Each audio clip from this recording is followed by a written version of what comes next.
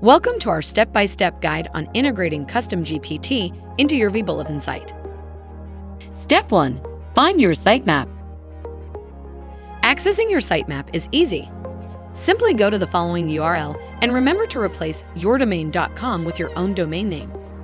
This will help you access your sitemap efficiently. Step 2. Create a CustomGPT agent. Sign into your CustomGPT app and start a new project. Create project. Add your sitemap and name it.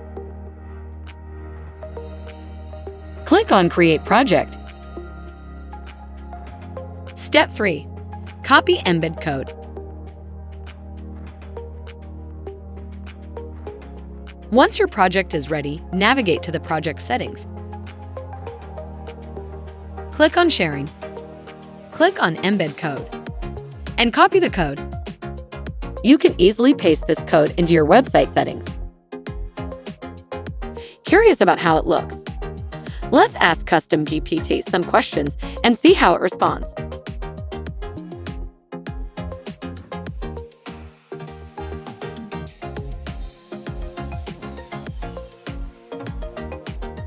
Thank you for watching this video.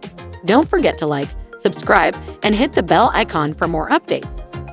See you next time.